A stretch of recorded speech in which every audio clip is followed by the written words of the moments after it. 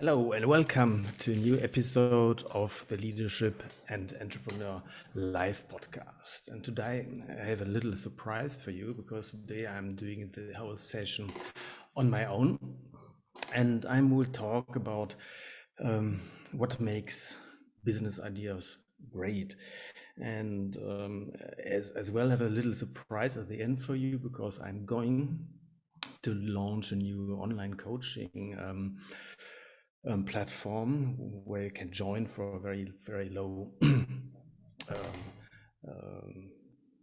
subscription fee, if you like, and I will explain it a little bit further in this little masterclass for you. And as I told you, I'm just going really to um, to tell you a little bit about what makes a business idea great. And let's deep into it because we don't have so much time. Therefore, let's deep into the whole subject. And to give you a little idea, probably I can increase that as well. Let's go for the whole presentation here. And what makes a business idea great so that you in the end are successfully starting a business, or as well you want to scale this business. And therefore I see my last 30 years when I consulted on the one hand side companies for their strategy and to do transformation, and as well as a chief executive officer with a large asset manager and a bank, that lots of problems which are going to be solved, and the product then offered is much too complex, and the target client, the target customer can't barely understand what the product is about. It's next point I see there, and I will dive to it deeper. They don't really have a deeper meaning. And let's go one step by one step, and let's go to the one thing. Lots of ideas are really, if they're coming to market, they are too complex. They have too much features which are not even addressing any pain, any concern of the client, and that's so confusing for lots of consumers or target customers that they lose interest or they don't even know what to do with this product. Therefore, keep in mind, great ideas are normally quite simple and easy to understand. Another point I saw and see that lots of products don't have a really deeper meaning for people. Look at these funny pictures. I love those. Yeah, they're great inventions if you like, but they don't have a meaning. They have not a purpose. Means you can't use them, and that's another thing.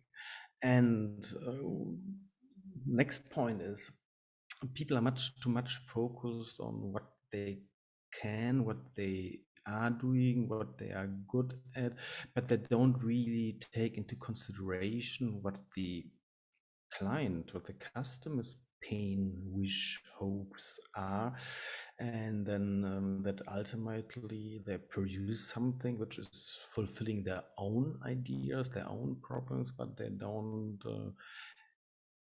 take the perspective of the target client. That is another big problem I see frequently in companies, be it startups or companies who want to really to innovate and do new products for new target customers. And number 4, one of the biggest problems I see is definitely, by switching off probably my video, then you a little bit can be more focused. Let's see, how can I do that? Like this, I'm out. And the next biggest problem I see is definitely they don't listen to trends. They're working against trends, and that could be so difficult. And if the wind is always blowing into your face, you don't get up to speed. and you don't you have very tough work to work against trends and to be successful. That's really the biggest problem I see, and therefore I would rather recommend for you. Yes, sorry, I forgot that. Yeah, if you don't consider trends, probably you run into the problem of missed chances, missed opportunities on the one hand side, because you have changed, you have new opportunities, and the moment of chance is good to pick, because if you're agile, you can attack old superior market dominant players. The past history in the last 20 years, 20, 30 years is full of examples where you had market leaders who didn't listen to trends. Look at blockbusters. I don't know who knows this story, but Netflix offered their streaming service to Blockbusters. Blockbusters was one of the major, was the the biggest player in DVD movie rental, and they declined. And the end of story is streaming services were on the rise and succeeded, and you don't see any videotheque where you can borrow a film. Another example, Kodak. Even they invented the digital camera, but they didn't want to take their own business model, and they saw their they are more or less the reason why everybody is calling this the Kodak movement. Means if you don't really react and adapt to new trends and use them thoroughly, you will lose out. Another example you can see with Thomas Cook or the travel industry, just to block hotel capacity and wait, and then the people coming to the travel agency to book a hotel room in a fancy resort. With the internet, it's gone, and you have as well the shared economy like Airbnb, where you can easily find even flats, houses worldwide to rent out without from private to private without using a travel agency. Next example, but I'm going here through quite quickly now, is the electrification of mobility. Means in terms of the trend of environmental trends, global warming, everybody wants to avoid, and mobility has to be more emission free. Therefore, the electrification of the mobility is a trend which is over 10 years, 15 years old. It's German, I can tell you, even the German car makers realized that, and they are trying to catch up with Tesla and co. But in the end, the combustion engine will disappear with all the infrastructure and ecosystem around that, and the electro cars, where more or less a computer is meeting the old car production, will appear. It's kind of merging of industries. Then you have banking, or the whole financial industry.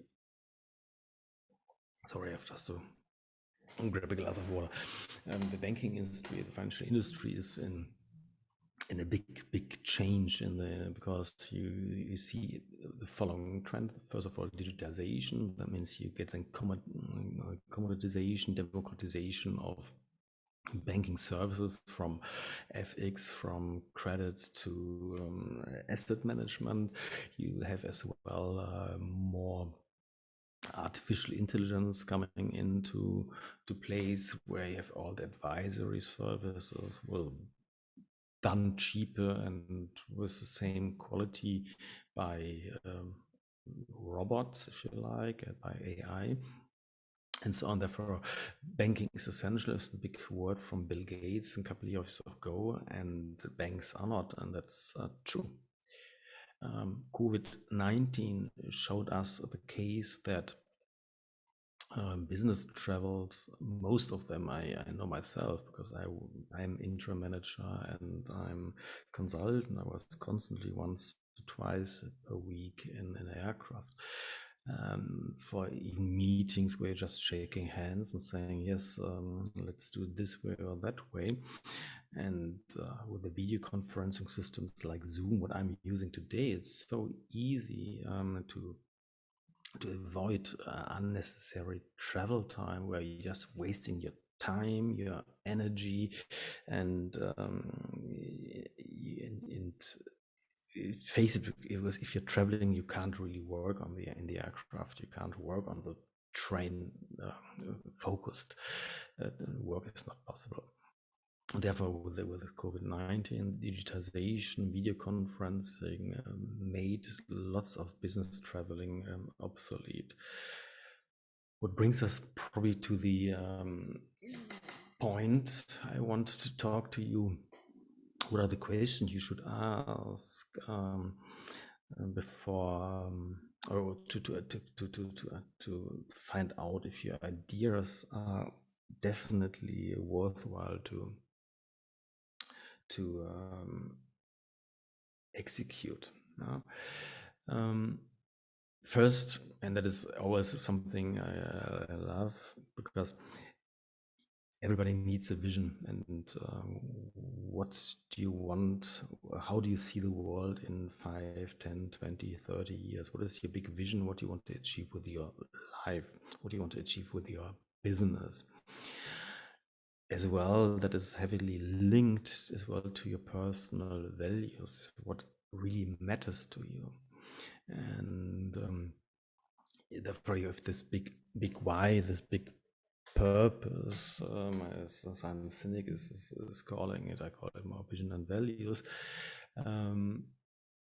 You should really have a vision and some values which are positive, and where you want to contribute and help people, close people to you, like friends and family, but in general people. And because you want to, let's go back to what is a business, what is an entrepreneur doing. Yes, he's earning money in the end, but he's earning money by the fact that he's helping people by overcoming some big pains they have, and to achieve and to realize wishes and hopes they have.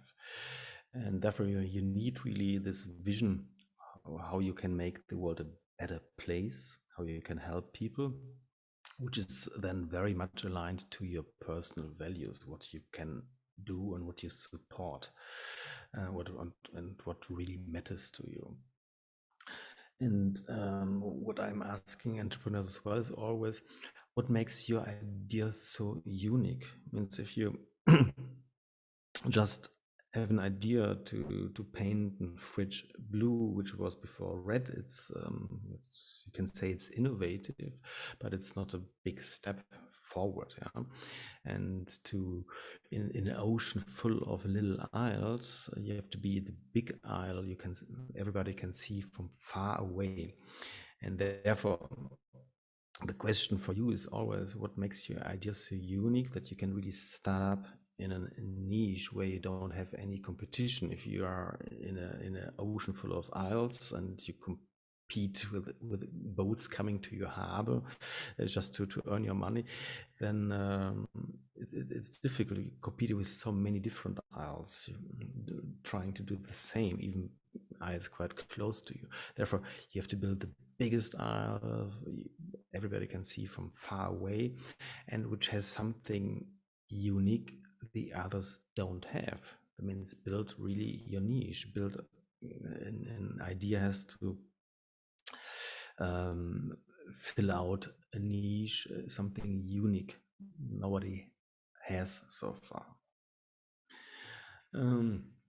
Then the third thing I'm asking, and I mentioned it in the biggest four problems, if you remember, which trends have been considered, is the question I ask the entrepreneurs.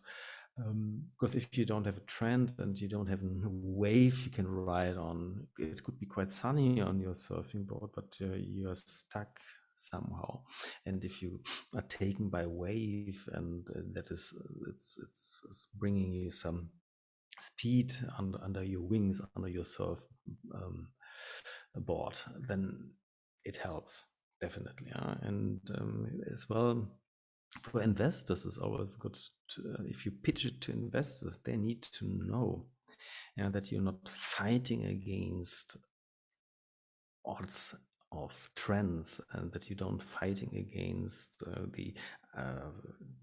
you should have at least the chance to grow, and the trends makes it much easier than working against trend. Next thing you have to look at, does your idea, that's for ideas which are really game changers, but as well for most of the ideas, does your idea jump on a new curve of development? And I'm quite supporter, a fan of the apex predator theory, and you've always an old system, and which will be changed by a new system. And you remember what I told you about the Kodak or the blockbuster moment.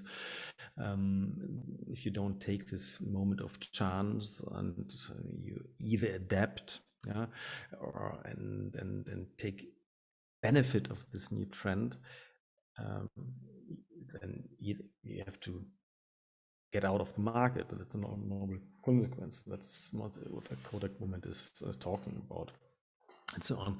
Therefore, look at in the past, we had so many different new curves. I mean, look at the fax machine. Yes, it was also fantastic. You don't have to write a telegram. If you look at the pages, then I'm just following here the development of information flow, if you like, of telecommunication. Then you have the PDAs later, and I mean, every of those solutions here were use something technologically new, and they used a new technical capacity and possibility, and went to a new curve. Question 5 I would ask everybody is which pain is the idea solving? Everybody knows this value proposition canvas from Alexander Osterwalder, Yves Pineur, and Alan Smith. Use this, is so easy. Means you can see on the right hand side, if you look at the customer on the front stage with the customer, what gains does the customer or the client intends to have, and what pains do they have? What are their hopes, what their wishes, and where are they suffering? What are the pains? And then build your features to solve those pains and to achieve those gains. And that is more or less your user backlog, if you like, if you build a product. Means, yes, look at what pains are solved by your product, and consider as well that people pay more for solved pains than for realized wishes. A matter of fact. Next thing is how realistic, executable is your idea. This expectation is always, most people think in a straightforward linear way. Means, the expectation is you do 1, then you achieve 2, they get to 3, to 4, to 5, and so on, and it's a straight line. But the reality is not a straight line. It's always an arbitrary process, is a kind of a random walk. You can plan as good as you like. The reality always will divert from your plan. And the question is for you as an entrepreneur, is how realistic is your objectives? How realistic is your idea to be executed, that everybody can buy this product and got the good solution you're offering? What are the obstacles? How realistic is it that these obstacles can be overcome? Whom do you need on board to do this, to find the solutions? And my experience is, if you have a company where you don't have a high diversity in skills, experience, in gender, in whatsoever, if you don't have a high diverse team, the more difficult it is to overcome big obstacles. And therefore it's less and less realistic to realize big ideas, if you like. And that's the big question you should ask yourself: how executable, how realistic is your idea to be done and realized? Oops, just okay. Let's go to the next thing. The next question I would ask you is, what is the time to market, and why is that so important? And let's just have a quick look at the following chart. Why is time to market so interesting? If you have just an idealized product life cycle, you have more the market entrance, then your profits increasing, you have a kind of saturation of the market, and at some stage the market will decrease, and then you get a kind of bell-shaped profit curve on the whole life cycle. And if you enter the market later, then you end up probably in the situation that your bell shape is getting into the profit zone much later. In the beginning, you have even additional costs for development, where your competitors are already earning money and can do marketing and increase their visibility, and in order to be perceived by target customers as the go-to authority. And what is then the end? The cost of delay, if you like, is most the difference between the two bell-shaped curves. Yeah, and in this case, it is then this red surface, and therefore it's so important to be on the right time. The next thing is, if you're too early at the market and nobody has interest to your product, that doesn't work as well. Then you don't have this idealized bell-shaped curve. Point 8. I'm running through it because time is running, and I don't want to overstretch it. What I look at too is definitely, do you have a partner, a founding partner who's supporting you? Yeah, means you need some partners. And partnering up is always collaboration. It's a big thing. Lots of people wrote onto their agenda for 2022 because that's the big thing. Lots of people trying to achieve this year. Collaboration is, and it's good. It's great because together you can achieve more. Because going back to the fact of diversity, means if you have a diverse team, if you're working together with people who are different to you, have different ideas, have different network, have different skills, then you can achieve much more. Question 9 I have. Now you have your idea, fine, you have your value proposition, you have your minimum viable product, you tested it, you have a proof of concept, but in which revenue model or in which cost structure you want to achieve that? And do you want to have a subscription model, or what is your revenue model? Is your revenue model, is you just the typical the buying and disposal, or you just have from creek to cradle business model? What is your business model? Think about that and write it on a paper. I love as well here from Alexander Osterwald the business model canvas. You can use as well the lean canvas. Or whatever, but write it down on a napkin, and everybody should understand it quite easily. I don't run through it here, but most important is really that all those building blocks, or these 9 building blocks, should work harmoniously together. And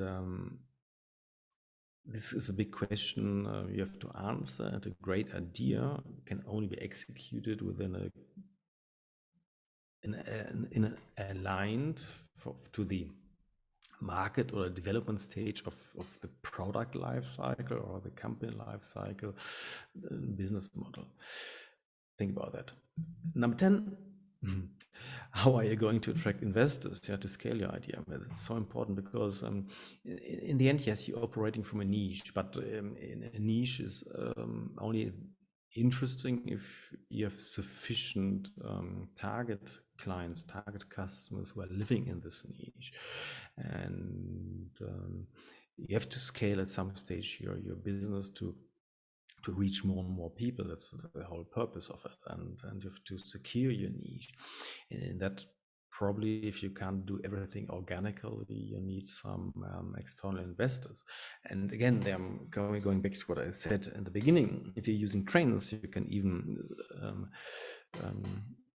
convince investors much easier to support your idea. If your values and your vision is a positive one, you find it's much easier to find as well investors to support your idea. It's a very complex system, and you have to think about that. Therefore, the big question is to really execute and to realize the idea and to make it a great idea as well, to get investors on board to scale your business. And how are you going to do that? You need answer. You need answers to that. And I'm going to do a masterclass as well about how to pitch your business idea towards investors, because I think it's one of the most important things in founder entrepreneur needs to know and understand. And it helps as well you to understand better what you want to achieve and where your problem zones are. Sorry, I have to drink a glass water. Okay, that's most the 10 questions I would ask you before now going to the what makes an idea a big one. And I think there are seven characteristics, yeah? And let's hop off into them. Some of them I mentioned more or less, but I want to give some more words about that in the next couple of minutes. Okay, let's start. One characteristic which differs great products from others is that those products make a meaning. Look at Google. Google democratizes knowledge, makes it available, makes it accessible from anywhere on this earth. Knowledge, thanks to Google, is even now a commodity. I can still remember a time before Google, before the internet. Knowledge was quite expensive. It's like buying research for a stock was either you paid for it heavily, or you had an access via your broker or your investment bank, but then you need a good relationship with your investment banks. But it was anyway, it was very expensive. Thanks to Google, they democratized it, and that's a good meaning. Google democratizes the knowledge. Another good meaning is to produce healthy food, and in general, as the third bullet point here is really, you have really to have an idea to have affordable or valuable environmental friendly mobility, for example, like Tesla is trying to do, or now even Volkswagen and BMW, the ultimate driving machine. And you need this positive meaning for people to get attention. And the next thing, I haven't written it down here, is as well, the best way is internally for your whole company to have then a mantra, as I would call it, like Kawasaki as well, which summarize why this meaning has a right to exist. And it should be something with 3 to 5 words. I mean, it can be, for example, the mantra from Nike is to be authentic, athletic sportswear. I mean, it's for performance wear, or for restaurant. The mantra could be healthy, affordable, healthy food, and for mobility concept, it can be environmental friendly mobility. And that makes a huge difference, because with this mantra you get somehow as well your positive vision in a 3 to 8 words. Try it out, but that's what great ideas and great brands do. What I mentioned before, you have to jump start to the next curve. And I give you this example here, because for those who are only listening and don't see or look on the screen, hundreds of years ago, you have a guy called Gutenberg. He invented the printing machine, if you like. A couple of years later, some 100 years later, you've got some typewriters. Means then with this new wave, everybody could write something at home with a typewriter. Then you got, but the problem was as well to bring it into a book. You have still to find somebody who brought it in a shape, in the format of a book. Today, with computers and printers, and the next wave, everybody could even write a book and publish it in a format that to print it and to send it out to people. And today, with the internet and the ebooks, you even can publish it straight away and publish it as an ebook, or just have a printing on demand and so on. It's you see, every product is going to the next level of evolution, and that brings complete new possibilities and empowerment to the people and for the company. You're starting always from a niche, because the others are in the old system. I'm going back to this apex predator model, and then on the old system, it's at some stage dying, and then you have a new system, a new wave, which is taking away to completely new lands, to new countries, to new business models, business opportunities. Therefore, this jump start to the next curve is so important for great products. Products should be deep. Means if you look at Tesla did the trick. First of all, Tesla is not only the car production, they produce as well the energy the cars are then consuming, and they have as well the infrastructure to charge your car. They have these 3 components, just to summarize it very, very quickly. And even if you look into the car, the car is combining a computer with the old concept of a car. Means the car is collecting data. By collecting data, you have the possibility to have autonomous driving, and so on and so on. I don't want to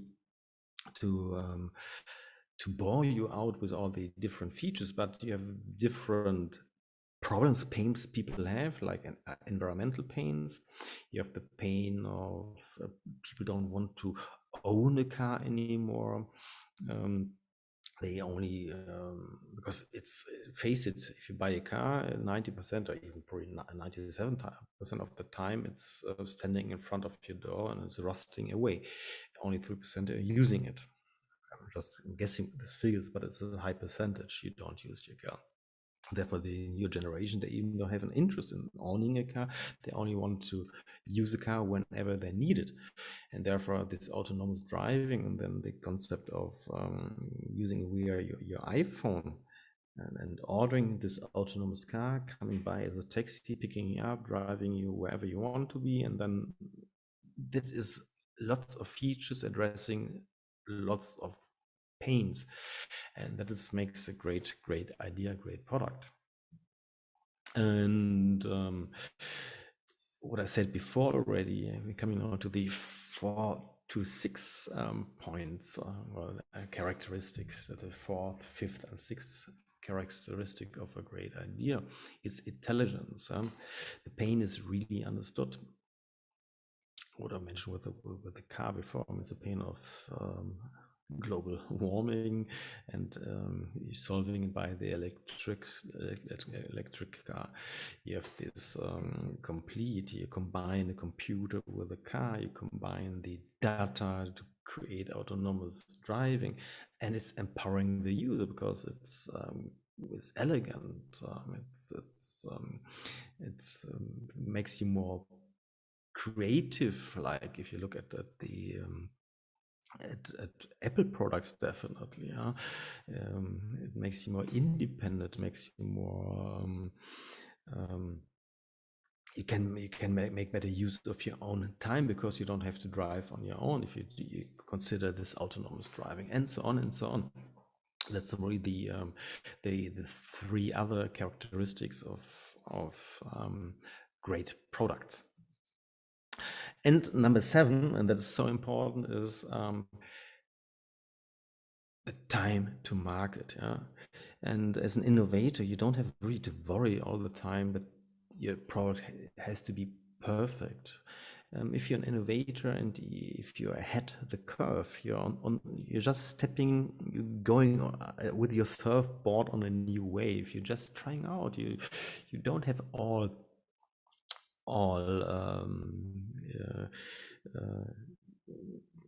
problems of an infancy product solved, and don't be scared about that. Yeah, and it's better to be on time on the market and improve. Yeah, and therefore really go into the market on time and improve. Don't try to get onto the market with a perfect product, because then I can go back to the slide, then you have missed the perfect time to market and you lost so much money, so much profit on your way to your perfect product. And that's the last, one of the important thing for a great product. And as well, don't be too early as well. Means look at Apple. Apple doesn't have the best product. They are not all.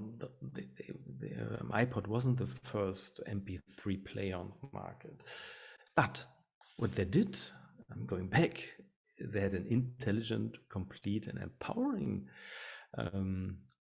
tool. Yeah, all with 1,000 songs in your pocket was, I think, the slogan. And fantastic, because it's intelligent, because they know if they can bring iTunes and you can download easily via the internet the music on your MP3 player. The others don't have that. I mean, at that time before, you just had to go to your stereo and have to copy somehow the music in an MP3 format onto your MP3 player. With Apple, it wasn't a holistic system. Yeah? There was the iTunes store played into the iPod and so on, and it was elegant. It was a beautiful MP3 player compared to others. Means, for another masterclass, I can tell you it's how what are the three dimensions of the product. Just will tell them quite quickly now. The one is just to have the functions. Yes, the other is you need as well the emotions. You have to address the emotions. It's the product features are or is the addressed emotions, other triggering emotions. And the third is the digital part of a product. Means, do you have, for example, even if you sell a soap, do you have then kind of an online community where people can exchange their views and their ideas how to apply this soap? Just as a funny example, but that is important. You have this three component, this three product dimensions, and it's the functions, the emotions, and the digital part of it. And that brings me to the end. And if you had liked, or if you liked this masterclass, I'm so happy. And just send me a DM here on LinkedIn, or just DM me on Instagram. And what I promised, and I'm going to do, and I'm just, if am I allowed now, I will tell you a little bit about my digital coaching. I will end of next week definitely launch my digital coaching platform, where for $7 a month you have access to masterclasses of roughly 10 minutes every time. And I will every Monday will place a new little masterclass, an online video masterclass about various topics about how to find business ideas, how to build business models, how to scale your business, how to pitch investors, how to use social media, how to use LinkedIn, how to create a lead, how to build your brand, and so on and so on, in order really to make you successful in your business.